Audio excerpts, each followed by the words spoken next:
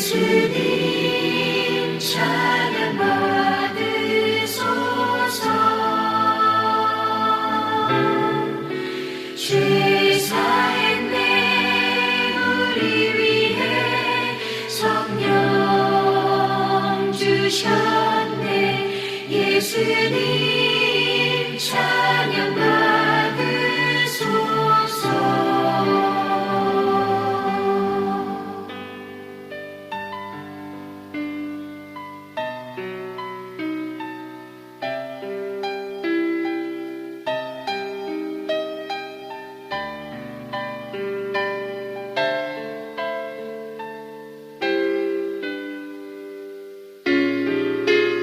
위로의 성령님이시여 위로의 성령님이시여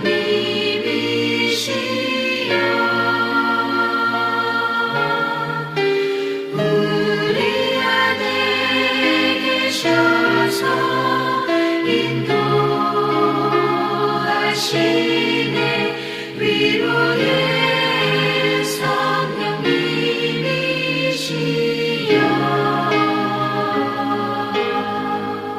우리 안에 계셔서 인도하시네. 위로의 성령님이시여.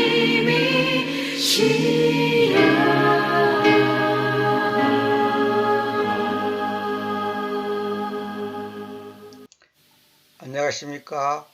우리는 십자가에 못 박힌 채 태어났다. 13번째 강의를 시작하겠습니다. 우리는 지난번에 나는 십자가에 못 박힌 채 태어난 것이다. 이것이 크리스찬의 생활의 원칙인 것이다. 이것은 단순히 기계적인 일도 아니고 법적인 픽션도 아니다. 픽션이란 말은 허구를 말한 겁니다. 이제 반대 말은 논픽션 그잖아요. 픽션이나 허구, 이게 보통 소설 같은 게 이제 허구잖아요. 그런 것이 아니다는 거죠. 나는 실제로 사실적으로 그리스도님께 연합된 것이다. 어떤 이론이나 어떤 관념의 세계가 아니고 어떤 허구가 아니고 진짜 실제로 주님과 내가 연합되어 있다는 거죠. 그게 구원이에요. 구원이란 것은 주님이 저 하늘에 있고 나는 여기 있는데 주님이 어떤 밧줄로 내 몸을 딱 묶어가지고 지옥에 안 들이도록 딱 붙잡고 있는 그런 거 아니에요. 그런 게 아니고 주님이 나와 하나가 됐다는 거야. 하나. 다시 말하면 주님의 생명과 나의 생명이 하나 되어 있다는 거예요. 이건 어떻게 우리가 뭐 이성으로 어떻게 설명할 수 없습니다. 그러니까 뭐냐면 십자가에 못 박힌 채 태어났다 이 말은 뭐냐면 내가 태어나기 전에 이미 주님께서 나의 구원을 예정하시고 섭리하셨다는 거예요. 그러면 어떤 사람들은 그럴 거예요. 아, 또 칼빈주의 예정론이구나 이렇게 쉽게 생각했잖아요. 예정론이냐 아니냐 그런 것이 중요한 게 아니고 주님의 차원에서는 내 차원에서는 1960 몇 년 70 몇 년도에 구원받았지만은 주님의 차원에서는 이미 나의 구원이 당신의 섭리와 계획과 어떤 인도하심 속에 포함되어 있었다는 거예요. 다시 말하면 주님은 과거, 현재, 미래를 동시에 보는 것이지 우리는 과거가 있고 현재가 있고 미래가 있지만은 주님 앞에서는 다 똑같은 거예요. 주님 앞에서는. 마치 이거 다 똑같은 거예요. 동쪽에서 번개가 번쩍한다면 우리 생각들은 동쪽에서 번쩍해갖고 중간에 날아갔고 서쪽으로 왔습니다. 이렇게 이성적으로 생각하지만은 그 번개 입장에서는 동시에 우리의 시간 개념을 뛰어넘단 말이에요. 그러니까 이 동시적인 건데 우리의 관념으로는 그 동시인 것을 못 느끼니까 그런 것이죠. 십자가에 못 박힌 채 태어났다 이 말은 뭐냐? 주님은 우리 인간을 만드는 목적이 뭔지 아십니까? 교회단 말이에요. 교회. 다시 말하면 주님은 신랑이고 우리는 신부잖아요. 신랑과 신부가 한 몸이 되는 것이 하나님의 신비라고 그래서 신비. 그러니까 남자와 여자가 결혼하는 것이 주님과 교회와의 관계를 갖다가 말하면 확장시킨 거예요. 그게 다시 말하자면 주님과의 교회의 관계를 남녀의 결혼에다가 비유를 들었잖아요. 그러니까 신랑과 신부보다 더 가까운 사이가 없듯이 주님과 우리 사이는 한 몸이 됐단 말이에요. 한 몸. 하나가 됐다는 거죠. 이것이 어떤 기계적인 일도 아니고 법적인 픽션도 아니다. 허구가 아니다는 거죠. 이것이 크리스찬의 생활의 원칙. 이걸 잊어버리면 큰일 나는 겁니다. 이거는 내가 잘났냐 못났냐 훌륭하냐 안 훌륭하냐 뭐 인격이 어떠냐 뭐 이런 것하고 상관없어요. 내가 늘 비유를 듣잖아요.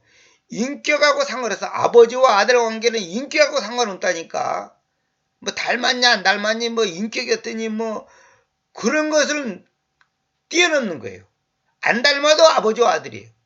인격이 모자라도 아버지와 아들이에요. 아무리 못나도 난 놓고 기억자도 몰라도 아버지와 아들이야. 이거는 불가분리의 원칙이에요. 그러니까 이걸 어떻게 분리시켜서 말할 수 없는 거예요.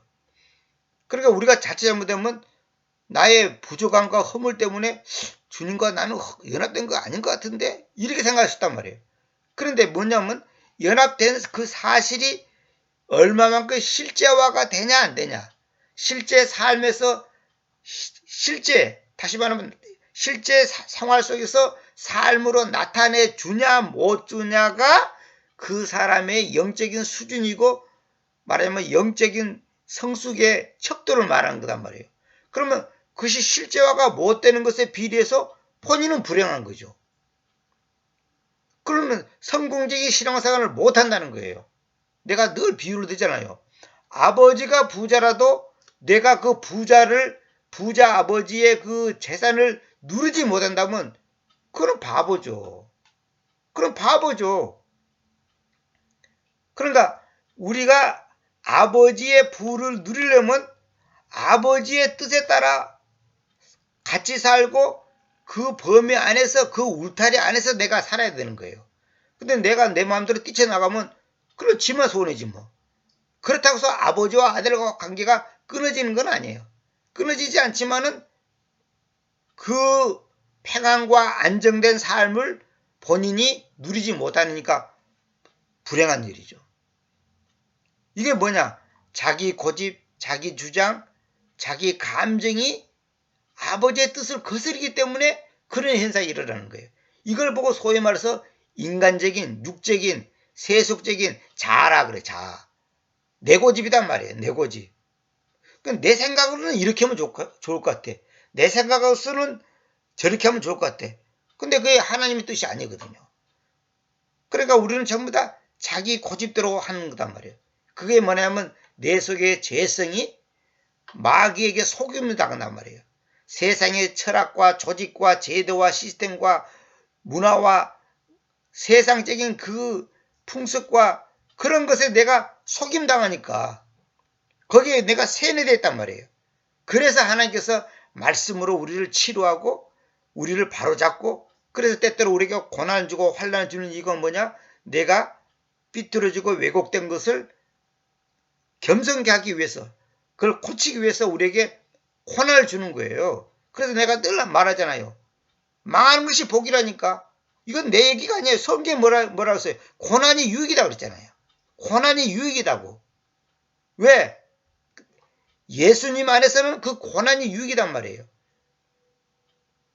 다시 말하면 그 고난을 통해서 하나님과 나 사이의 관계가 바르게 되는 계기가 된다는 거죠. 그래서 여기 이제 13강부터서는 마음의 동의 여김 그러죠. 여긴다는 말은 뭐냐면 간주한다는 말이에요. 그러나 다른 모든 성경의 진리가 그런 것처럼 이 사실은 나의 마음의 동의를 요구한다. 그러니까 앞에 있는 크리스찬의 생활의 원칙, 주님과 내가 한 몸이 되었다고 하는 이 사실을 마음에서 동의를 해야 돼. 그래 주님을 영접한다는 건 뭐예요? 주님이 인간을 위해서 주님께서 모든 사람을 위해서 죽으셨다고 하지만은 그 모든 사람 안에는 안 믿는 사람, 다시 말하면 마음의 동의를 하지 않는 사람은 해당되지 않는 거예요. 마음의 동의, 이게 바로 주님을 영접한다는 거거든요. 주님을 영접하는 그 사실을 내 마음에서 동의하지 않으면 결국 뭐냐면 모든 것이 마음의 문제예요. 마음의 문제. 내 마음이 어디로 가냐. 우리 인간관계도 그렇잖아요. 마음이 어디로 가냐에 따라서 회사를 어느 회사를 선택할 거냐. 누가 어떤 관계를 가질 거냐. 그것이 마음의 문제란 말이에요. 이 마음의 동의를 어떻게 되냐. 주님과 내가 하나 됐다고 하는 사실을 마음의 동의를 요구한다는 거죠. 그러니까 주님께서 정말로 내 안에 사신다는 이 사실은 영광스러운 진리다. 영광스러운 진리. 이 강조를 해놨잖아요. 그냥 진리인데 영광스러운 진리다. 정말 이건 너무너무 놀라운 사실입니다. 봤어요? 만약에 우리 집에 엄청나게 부자, 엄청나게 유명한 사람이 우리 집에 같이 산다 합시다. 아니면 엄청나게 하여튼 세상적으로 어마어마한 인물이 나에게 우리 집에 같이 산다 합시다. 그거 굉장히 자랑스러운 일이죠. 근데 우주를 만드신 분이 내 안에 사세요. 내 안에. 이렇게 인격이 모자라고 가난하고 병들고 별 없는 내 인생에 주님이 함께 하시고 내 안에 사신다는 이 사실, 이거는요 우리가 느끼든 안 느끼든 인정하든 안 인정하든 이거는 사실이거든요. 그 주님이 내 안에 안 사시면 나는 구원 못 받은 거죠. 구원이 뭔데? 주님이 내 안에 사신다는 거예요. 만약 내가 구원 받았다면 이 진리는 더 이상 냉랭하고 생명이 없는 그러한 여김이 아니다. 내가 구원 받았다면, 진짜 구원 받았다면 이거는 너무나 분명하다는 거죠. 나는 구원을 받았는데 주님은 내 안에 안 사셔. 그런 게 있어요? 그 말도 안 되는, 그런 앞뒤가 안 맞는 얘기예요. 앞뒤가 안 맞는 얘기라니까. 만약에 어떤 아버지가 아들과 DNA가 99.99 그냥 100% 맞다 합시다. 그런데 아버지가 아닐 수가 있습니까? 그 말도 안 되는 얘기죠. 아버지가 아닌데 나하고 내하고 DNA가 99.99999 이렇게 맞는 것은 없어요. 그런 일은 없다니까. 주님이 내 안에 사신다는 이 사실이 나의 구원과 관계가 없다. 이런 건 있을 수가 없다 이 말이에요.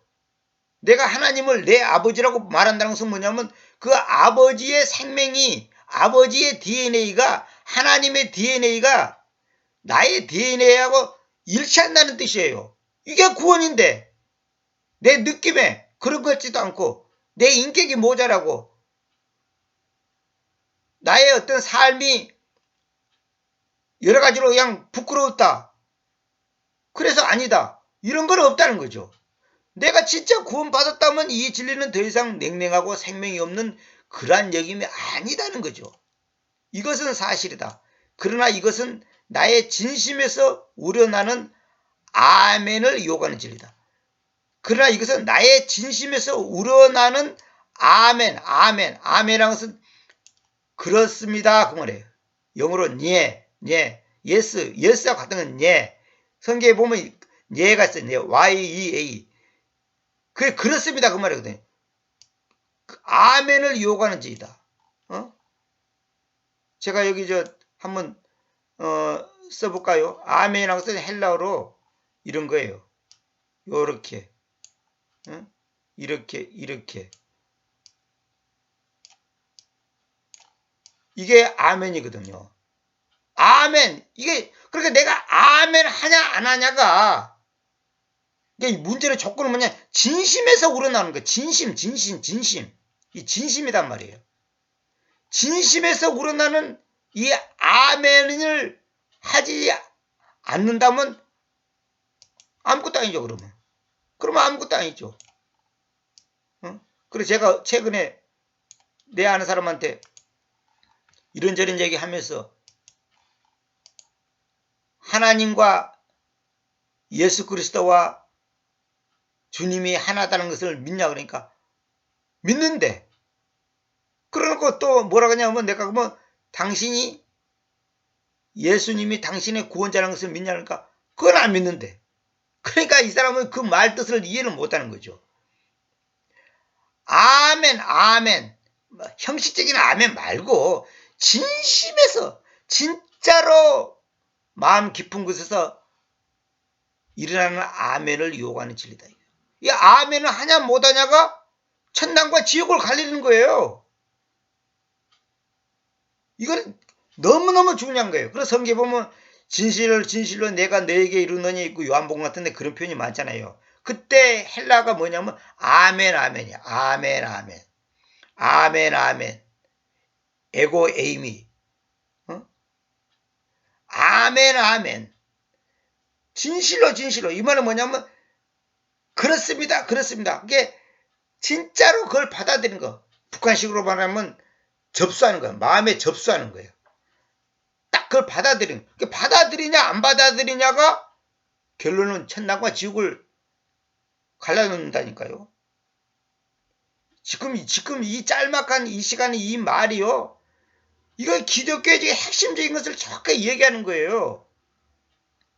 아, 나는 구원받았어, 나는 제산 받았어 하는데 주님과 내가 연합됐다는 것을 안 믿는다.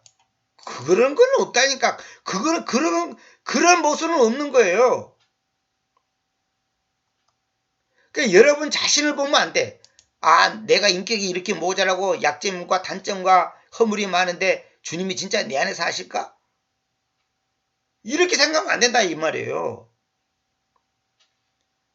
내가 그분께서 내 안에 내주하심을 깨닫기 위해서는 나는 내 자신이 죄에게는 죽은 자요.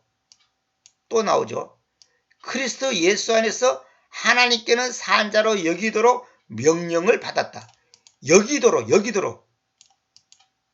그러니까 나는 죄에게는 죽고 하나님께는 산 자로 여기도록 명령을 받았는데, 주님이 내 안에 사시고 나는 주님과 하나가 됐고 나는 진심에서 나는 아멘을 했는데 나는 아직까지 죄에게는 안 죽었어. 그리스도 예수 안에서 하나님께는 살지 못해. 저도 그래요. 죄에게는 안 죽은 것 같아. 왜? 내가 죄를 짓고 내가 생각으로 말로 행동으로 모순을 일으킨단 말이에요. 하나님께는 산자로 여기도록 명령을 받았는데 그대로 안 하는 것 같아. 그거는 뭐냐?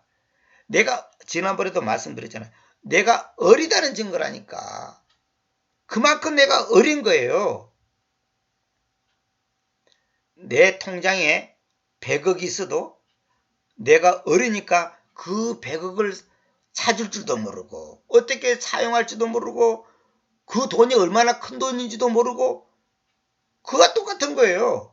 내가 어리다니까. 여러분들이 뭐 50년 믿었고 뭐 성경을 100번 읽었고 뭐 하루에 2시간 기도하고 뭐 무슨 체험을 하고 별짓 다 해도 아직도 죄에게는 죽은 자요 그리스도 예수 안에서 하나님께는 산 자로 여기도록 명령을 받았는데 이것이 아직 아멘이 안 되고 인지가 안 되고 동의가 안 된다면 그만큼 여러분들이 지금 무지하다는 거예요. 이 여김은 단순히 믿는 척 하는 것도 아니며 그렇지 않은 사실을 믿어보려고 노력하는 것도 아니다. 자, 이게 중요한 말입니다. 믿는 척 하는 거, 이게 종교. 이거 가짜들이에요. 또 믿어보려고 노력하는 것도 아니다. 응? 오히려 이 여김은 일상적으로 이해되는 것보다는 훨씬 더 살아있는 믿음을 말한다. 그러니까 믿는 척 하는 거, 아, 열심히 믿어봐야지, 이런 것은 다 가짜예요. 그런 종교. 이 여김은 일상적으로 이해되는 것보다는 훨씬 더 살아있는 믿음, 산 믿음, 진짜 믿음이단 말이에요. 우리가 머리로 이해되는 것보다는 훨씬 더 살아있는 믿음을 말하는 거예요. 이거는 본인이 이 단계가 되지 않으면 이게 무슨 말인지를 이해를 못합니다. 우리가 그 학교에서 공부할 때 그러잖아요. 아무리 선생님이 막 목이 쉬도록 열변을 토해서 강의를 해도 그 강의를 이해할 수 있는 수준이 안 되면 졸음만 오는 거예요. 졸음만 와. 이해 안 될수록 졸음이 옵니다. 사람이. 우리가 그랬잖아요. 만화책 볼 때는 졸음이 안 와. 왜? 재밌거든. 정신이 바짝 들어요. 근데 수학 문제를 푼다든지 영어 공부를 한다든지 무슨 재미없는 어떤 책을 읽을 때는 졸음이 오는 겁니다. 그러니까 내 마음과 생각이 집중이 안 되는 거예요. 왜? 그 수준이 안 되니까. 덧셈 뺄셈도 모르는 사람한테 곱셈날셈 강하게 해봤자 졸리기만 하는 거예요. 그거는 너무 어려우니까. 아무리 이해하려 해도 그게 안 되는 거예요. 이건 어쩔 수 없습니다. 그 다음에 여기면 뭐냐? 자기 포기단 말이야. 자기 포기. 또 자기 포기 나오잖아요. 참 이건 매번 성경 강의 나올 때마다 계속 나오는 말이에요. 자기 포기. 그러니까 성경은 내가 수십 번 얘기하잖아요. 수십 번이 아니라 수백 번, 수천 번 얘기하잖아요. 성경의 결론은 딱 한 가지라니까. 나를 부인하고 주님을 받아들이는 거예요. 다시 말하면 주님이 내 마음의 중심이냐 내가 중심이냐, 내가 주인 노릇하느냐 주님이 주인 노릇하느냐, 그거예요. 아담이 왜 죄를 지었습니까? 주님이 이렇게 해라 저렇게 해라, 이거 먹으면 안 된다 저거 뭐가, 이걸 갖다가 순종하지 않은 거예요. 순종 안 했다는 것은 자기가 주인 노릇하는 거예요. 우리도 그러잖아요. 사장이 나한테 어떤 일을 시켰는데 사장이 시킨 일은 안 하고 내가 하고 싶은 일을 하는 거야. 그러면 이거 어찌 되는 거예요, 그게? 그러면 뭐 그 회사에서 쫓겨나든지 큰 문제를 발생하는 거죠. 내 주인은 사장이란 말이야. 사장. 이 회사 안에서는 내 주인이 사장이라니까. 주인이 시킨 대로 해야 돼. 주인이 시킨 대로. 내 마음에 들고 안 들고 뭐 그거하고 상관없는 거예요. 그게 자기 포기라니까요. 우리는 뭐냐? 성경을 보더라도 자기 마음에 드는 거는 아멘 그래요. 자기 마음에 안 드는 구조는 아멘이 안 되는 거야. 그래 어떤 사람도 성경 보면 병든 사람은 병 고치는 데만 자꾸만 뒤져갖고 그 구절만 찾고 그 구절만 빨간 줄 긁는 거예요. 제가 직접 눈으로 다 봤습니다. 또 사업에 망한 사람은 전부 돈 버는 문제, 뭐 축복, 무슨 뭐 성공, 그런 데만 자꾸 관심 가지고 이제 밑줄 긋고 막 빨간 줄 긋고, 설교로 들어도 지금 경제적으로 오는 사람은 축복 뭐 누가 뭐 이렇게 하고 뭐 복 받았고 뭐 하나님의 은혜를 받았고 뭐 부자가 됐다네, 그것만 귀가 쏙쏙쏙 들어오는 거야. 또 병든 사람은 누가 어떻게 하고 뭐 암을 고쳤다네 뭐 어쩌고, 그러는 얘기만 쏙쏙쏙 귀에 들어오는 거예요. 인간적으로는 이해를 하지만은 그러면 안 되는 거예요. 내가 병이 들고 안 들고 망하고 안 망하고 상관없이 하나님의 말씀이 그렇다면 그런 걸로 믿어야지. 자꾸 자기 입맛에 맞는 것만 고른단 말이에요. 그러니까 이 자기 포기가 없으면 아무것도 안 되는 거예요. 선교사를 하든 목회자를 하든 무엇을 하든 자기 포기가 선행되지 않은 부분에 관해서는 하나님과는 아무 상관없는 거예요. 아무리 그럴듯하게 자기가 뭘 멋지게 해도 소용없는 거예요. 이 여김, 영어로 레콘이라 하는데, 이 간주한다는 뜻이 간주하다. 저는 간주하다라고 그냥 번역했습니다만, 여기는 이제 여김이라고 나오는데, 이 같은 말이에요. 레콘이라는 말이 성경에 여러 군데 나옵니다. 이 여김이 실제가 되기 위해서는, 이 여김이, 주님이 나와 함께 산다. 주님이 내 안에 산다. 주님과 내가 하나가 됐다. 아무리 믿어도 이게 실감이 안 나. 왜 그런지 아세요? 이거 실제가 되기 위해서는 전제 조건이 뭐냐? 자기 포기가 있어야 한다. 자기 포기. 응? 자기 포기가 있어야 한다는 거죠. 이거 있어야 되는 거예요. 우리의 여김은 만약 우리가 자아를 포기하지 않다면, 이 말은 뭐냐면 내 고집, 자아 자체가 나쁜 게 아닙니다. 이거는 제 나쁜 의미로 말한 거예요. 그러니까 다시 말하면 주님도 자아가 있죠. 나도 자아가 있는 거예요. 예수 안에서도 자아가 있고 예수 밖에서도 자아가 있는 거예요. 예수라 표현이 좀 그러네요. 예수스님 안에서도 자아가 있고 예수님 밖에도 자아가 있는 거예요. 여기서 자아라는 것은 인간적인 것, 내 고집이란 말이에요. 내 주장, 내 생각. 이가 깨져야 됩니다. 이게 안 깨지니까 지금 우리가 갈등도 있고 괴롭고 힘들고 어려운 거예요. 내 생각을 버려야 한다니까. 내가 이해가 되냐 안 되냐 그런 거 상가하지 말라니까. 이해가 안 되니까 답답한 거예요 우리가. 이해가 안 돼 답답하지. 오늘도 어떤 분이 그 얘기하는데 그러더라고요. 자기가 주님을 나름대로 열심히 믿고 주님 앞에 회개하고 나름대로 주님 앞에 바로 산다고 생각했는데 4살 된 자기 아들이 그것도 아주 힘들게 병원에서 거의 누워있다시피 해서 이제 겨우 얻은 그 4살 된 아들을 집 앞에서 교통사고로 잃었다는 거예요. 그때 너무 절망했다는 거예요. 하나님이 살아계시지 않구나. 그렇게 결론 내렸다는 거예요. 내가 지금 엉뚱한 신을 믿는가 보다 이렇게 생각했다는 거예요. 그 정도로 낙심했다는 거예요. 이해가 갑니다. 저는 인간적으로. 그러나 그 사람은 잘못된 거예요. 자아를 포기하지 않는 거죠.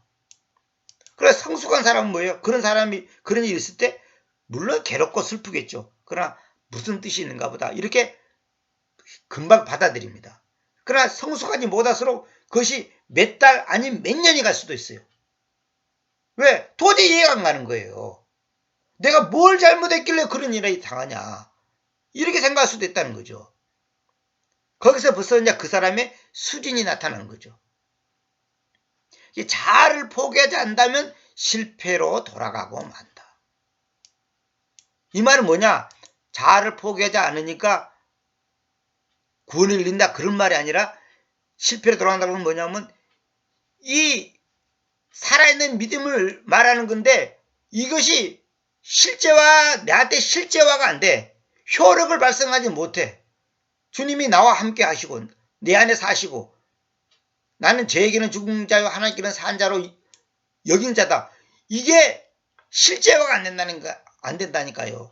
내가 늘 비유를 듣잖아요. 아무리 내 이름으로 재산이 100억이 있어도 그게 실제화가 돼야지. 100억 있네? 진짜네?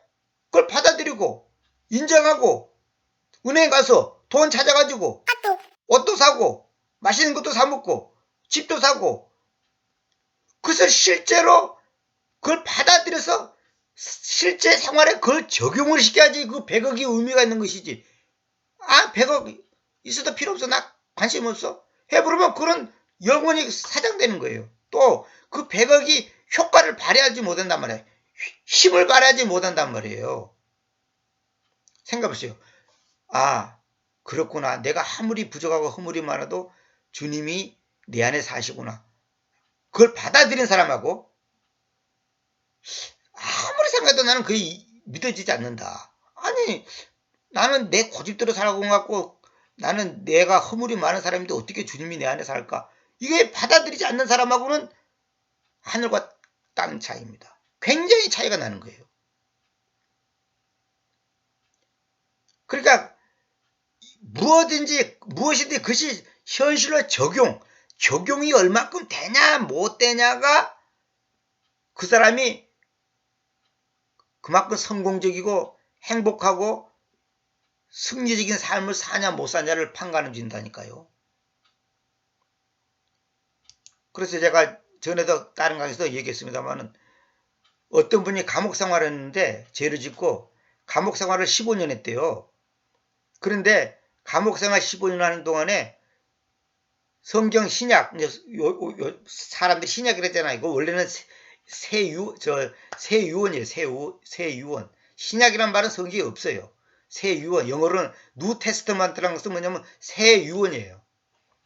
이 신약을 다 외웠다는 거예요. 완벽하게 개성경을 기준으로 해서 다 외웠다는 거예요. 그런데 문제는 뭐냐? 주님을 영접하지 않은 거예요. 참 너무 아이러니컬하죠? 성경을 신약을 다 외웠는데 줄줄줄줄 외웠는데 예수님을 영접은 안 했어. 안 믿어지는 거예요. 너무 신기하죠? 나는 그리스도님의 죽음의 능력으로 내 옛 삶을 포기해야 한다. 죽음의 능력으로 나의 옛 삶을 포기해야 한다. 갈보리의 십자가와 그분의 죽음 안에서 내가 그리스도인과 하나 되었음을 근거로 해서 나는 나의 자아가 나를 주관하지 못하도록 해야 한다. 잘 보세요. 갈보리의 십자가와 그분의 죽음 안에서 내가 그리스도인과 하나 되었음을 근거로 해서, 그러니까 주님의 십자가와 그분의 죽음 그 안에서 내가 주님과 하나 되었다. 이걸 믿는 것이지. 내 인격이 훌륭하냐 안 훌륭하냐, 내 지금 영적인 수준이 어떻고 뭐 성경 지식이 어떻고 그런 것하고 상관없다니까. 내가 박씨 집안의 아들로 태어났다는 것은 내 인격, 건강, 재산, 지식 아무 상관없는 거예요. 그거하고는. 아무리 못난 이로 태어나도 박씨 집안의 아들이면 아들이에요. 아무리 가난한 집에 태어나도 그 집안의 아들은 아들이야. 그건 내 수준, 내 어떤 그거다 상관없고, 내가 박씨냐 아니냐는 딱 한 가지. 박씨 집안의 그 DNA를 내가 갖고 있냐 이거야. 그것만이 결정이 있는 거예요. 그러니까 내가 주님과 하나 됐다는 것은 뭘 근거로 했냐. 갈보리의 십자가와 그분의 죽음 안에서, 이 안에서란 말이 중요한 겁니다. 죽음 안에서. 그것 때문에 근거로 해서 나는 나의 자아가 나를 주관하지 못하도록 해야 한다. 이 말은 뭐냐면, 아침에는 구원받은 것 같고 저녁 때는 구원 못 받은 것 같고, 아침에 은혜가 충만했을 때는 주님이 내 안에 사시는 것 같고, 낮에 누구하고 싸워가지고 저녁 때 되니까 주님이 내 안에 안 사는 것 같고, 이러지 말라는 거죠. 근데 나의 자아가 나를 주관하지 못하도록 해야 한다. 그럼 뭐가 주관해야 되냐? 주님의 십자가와 그분의 죽음이 나를 주관하는 거야. 그 근거가, 내가 주님과 하나가 됐다는 근거가 다른 게 아니단 말이에요. 내 인격, 무슨 뭐 내 수준, 그런 것도 아무 상관없는 거예요. 나는 추악한 괴물인 자아에 의해 지배되거나 아니면 그리스도에 의해 지배되느냐를 선택해야만 한다. 그리스도께서 내 안에 사시는 삶은 그 중심부에 그러나 내가 아니오라는 것이 있어야만 한다. 주님께서 내 안에 사시는 그 삶은 그 중심부에 그러나 내가 아니오. 자, 보시오. 갈라디아 2장 20절 내가 늘 말했죠. 내가 그리스도와 함께 십자가에 못 박혔습니다. 그럼에도 불구하고 내가 살고 있습니다. 그렇지만 내가 아니라. 보십시오. 주님과 함께 십자가에 못 박혔다는 것은 뭐냐? 주님과 함께 하나가 됐다는 것을 말하는 거라니까. 십자가에 못 박혔다는 것은 뭐예요? 주님과 내가 이제 하나가 됐다는 거예요. 하나가 됐으니까 당연히 같이 죽고 같이 사는 거예요. 그럼에도 불구하고 nevertheless, 그럼에도 불구하고 내가 살고 있대. 그러니까 십자가에 못 박혀 있으면 내가 사는 게 아니, 나는 죽어버린 거죠. 십자가에 못 박힌 사람이 삽니까? 죽지. 피를 다 흘려버리는데. 근데 살고 있다는 거야. 살고 있다는 거야. 살고 있다는 거야. 살고 있다는 거예요. 살고 있다는 거예요. 그렇지만 내가 아니라. 아까도 말했죠. 여기 나오잖아. 내가 아니요. 내가 아니요. 자, 이거 정말 중요한 겁니다. 내가 아니라 그리스도님께서 내 안에서 살고 계십니다. 그리고 내가 지금 육체 안에서 사는 그 삶을 내가 하나님의 아들의 믿음, 내 믿음이 아닙니다. 아들은 믿는 믿음이 아니에요. 개혁성경 그거 다 번역 잘못된 겁니다. 아들의 믿음에 의해서 살고 있는데 그분께서는 나를 사랑하셔서 나를 위하여 자신을 주셨습니다. 이 갈라디아 2장 20절은요. 성경 전체를 한마디로 딱 그냥 뭐랄까요? 집하게 해놓은 거예요. 근데 이거 지금 개성이 전부 엉터리로 번역됐습니다. 십자가에 못 박혔나니 그랬죠. 과거가 아니고 현재 못 박혔다니까. 과거에 못 박혀 있는데, 못 박혔는데 지금도 못 박혀 있다 그 말이에요. 그래서 내가 이제 사실은 고린도후서 4장 10절, 고린도서 2장 24절 이거 여기까지 하려는데 내가 오늘 시간이 많이 가서 너무 길게 하면 힘드니까 내가 짧게 하겠습니다. 오늘은 갈라디아 2장 20절까지만 내가 얘기하겠습니다. 여기서 이어서 내가 이제 다음 시간에 고린도후서 4장 10절까지 내가 이 얘기하겠는데, 오늘은 일단은 그래서 믿음이란 뭐냐? 내가 이걸 뭐 수백 번 이건 강의 중에 얘기한 겁니다. 그 창조의 시작, 그 복음, 그 길, 그 진리, 그 생명, 그 부활, 그 하나님의 역사, 그 말씀, 그 아들, 그 그리스도, 그 주님, 그 이름, 그 은혜, 그 십자가, 그 사랑, 그 구원. 이건 제 강의를 많이 들은 사람은 다 아실 겁니다. 이건 제가 만든 말이 아닙니다. 성경에 다 있는 얘기입니다. 얼마든지 성경 구절을 갖고 제가 증명할 수 있어요. 그래서 오늘은 제가 사실 어디까지 하려고 그랬나, 여기까지는 제가 하려고 했는데 지금 이제 다음 시간에 이어서 하겠습니다. 시간이 많이 갔으니까. 어쨌거나 오늘은 딴 거 다 있고, 오늘은 결국은 이겁니다. 우리의 자아를 포기하지 않다면, 이 말은 뭐냐면 내 생각을 버리라 이 말이에요. 내 생각, 내 느낌, 내 감정, 내 지식, 내 경험, 내 체험 다 버려야 돼요. 그걸 그렇지 않다면 실패할 수밖에 없다 이 말이에요. 그러니까 주님께서 내 안에 사시는 그 삶은 그 중심부에 내가 아니요라는 것이 전제로 깔아져 있어야 한다는 거죠. 응?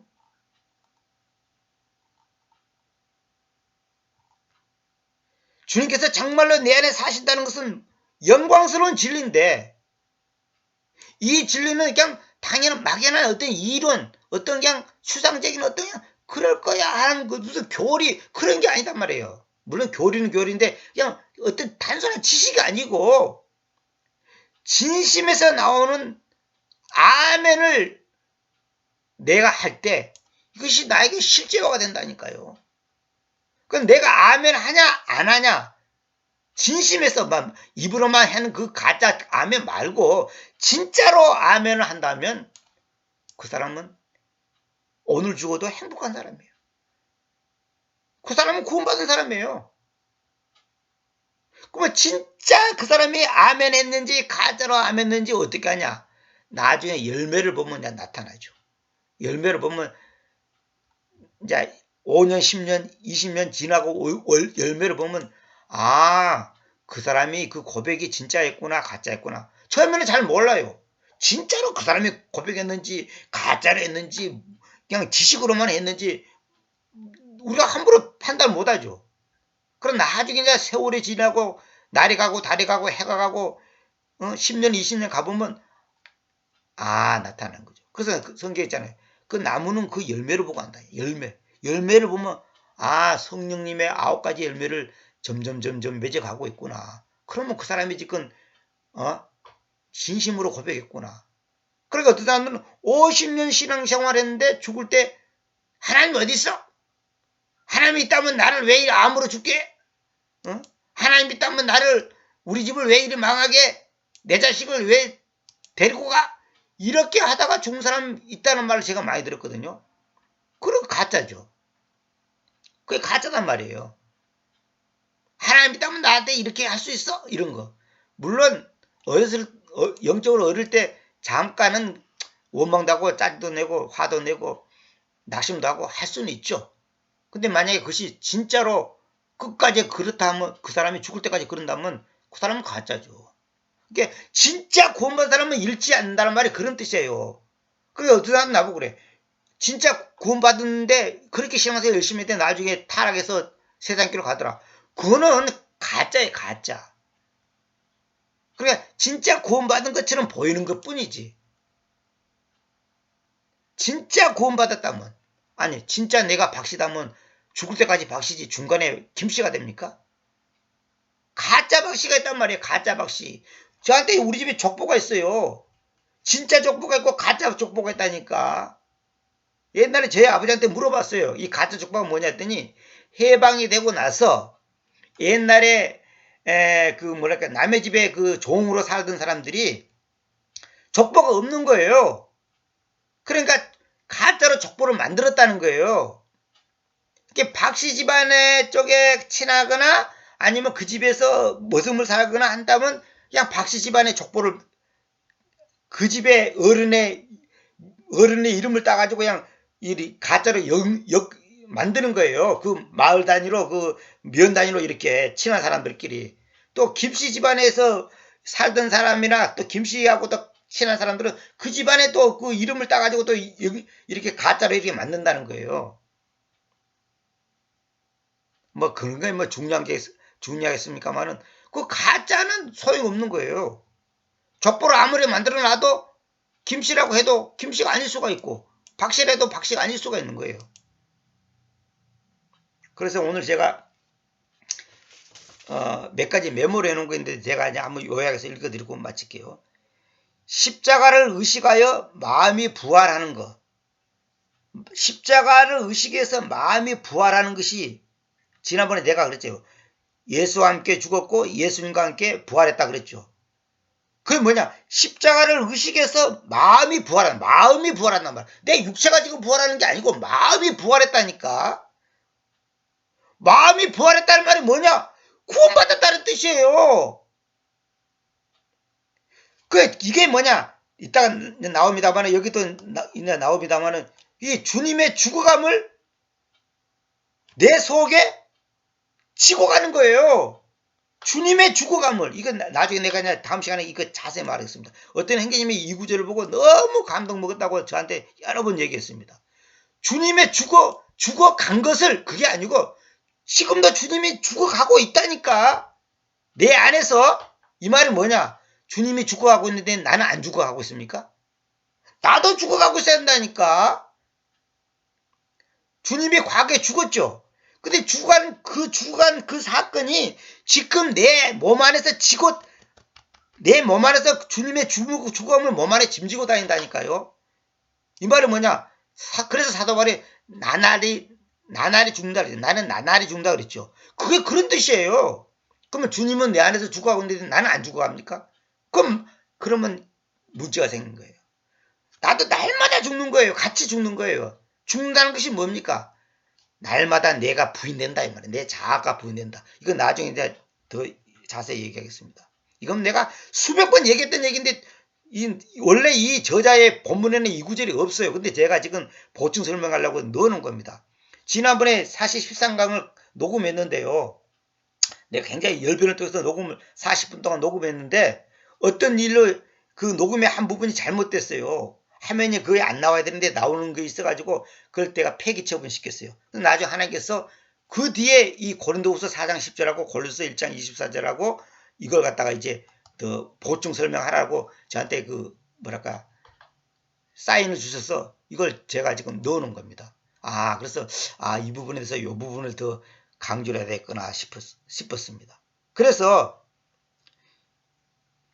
주님의 죽어감을 내 속에 지고 가는 것, 이 말이 딴 말로 하면 십자가를 의식하여 마음이 부활하는 것, 이것이 바로 내가 지금 영생을 살고 있다는 증거다 이 말이에요. 증거. 그러니까 십자가를 의식하는 일을 지속하는 거, 늘 십자가를 의식하는 거예요. 예를 들어서 부모는 늘 자식을 의식하잖아요. 그죠? 자식은 또 늘 부모를 의식한단 말이에요. 아내는 늘 남편을 의식하고, 회사 사장은 늘 회사를 의식하는 거야. 자기가 그 가장 중요시하는 것을 항상 의식을 하잖아요. 그 의식을 지속하는 거, 십자가를 의식하는 일을 계속 지속하는 거, 계속 십자가를 쓰지. 우리가 항상 십자가를 생각하는 거야. 그것이 바로 영생의 삶을 산다는 증거라니까. 여러분 십자가를 의식하지 못합니까? 안 합니까? 그러면 지금 여러분들이 지금 마치 아내가 남편을 의식하지 않고 남편이 아내를 의식하지 않고 부모가 자식을 의식하지 않고 사는 것도 똑같단 말이에요. 그러니까 내가 영생의 삶을 산다. 승리의 삶을 산다. 주님 안에서 믿음의 삶을 산다. 이 말은 뭐냐? 늘 십자가를 의식한다는 거예요. 십자가는 뭘 의식해? 주님과 함께 내가 죽었고 지금도 죽어가고 있고 앞으로도 또 죽을 것이고 내 마음이 주님 안에서 십자가를 의식해서 마음이 부활하는 거. 이게 지금 다 같은 말입니다. 지금 제가 계속 그 표현을 달리 쓰는 게 전부 같은 말입니다. 그 구원받은 마음이 예수님의 부활의 자리에 참여하는 거단 말이에요. 이 말은 딴 말로 또 구원받은 마음이 예수님의 부활의 자리에 참여하는 거단 말이에요.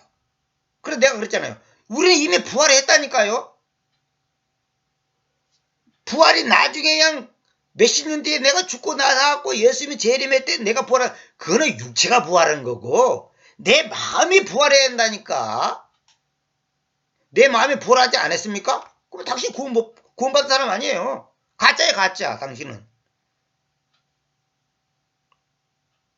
예수님의 죽음의 자리에 참여하는 것뿐만 아니라 부활의 자리에 참여했다니까. 그러니까 예수 죽음 내 죽음, 예수 부활 내 부활이다니까. 예수 죽음은 내 죽음인데 예수 부활은 내 부활이 아닙니까? 미래가 아니라니까. 지금 이미 부활했다니까. 내가 이걸 꼭 믿어야 돼요, 여러분들이. 이거 안 믿으면 여러분 진짜 큰일 나는 거예요. 지금 십자가를 생활하는 자, 이 말은 딴 말은 뭐냐? 십자가를 생활하는 자고, 생활화하는 자고, 영생을 생활하는 자고, 구원을 생활하는 자고, 날마다 죽는 자고, 마음이 세상에서 떠나서 하나님께로 딱 달라붙는 자다, 이 말이에요. 다 똑같은 말입니다. 지금 내가 늘 말하잖아요. 성경은 똑같은 말이에요. 같은 말을 계속 반복합니다. 창세부터 요한계시록까지 전부 제가 성경 본 바에 의하면 같은 내용, 같은 스토리를 수만, 수천만, 수백만 가지 사건과 상황을 통해서 다 이걸 다양하게 말하고 있어요. 결론은 뭐냐?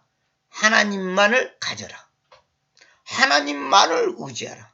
예수스 그분만이 하나님이다. 그분만이 주님이다. 그분만이 길이다. 그분만이 생명이다. 그분만이 진리다.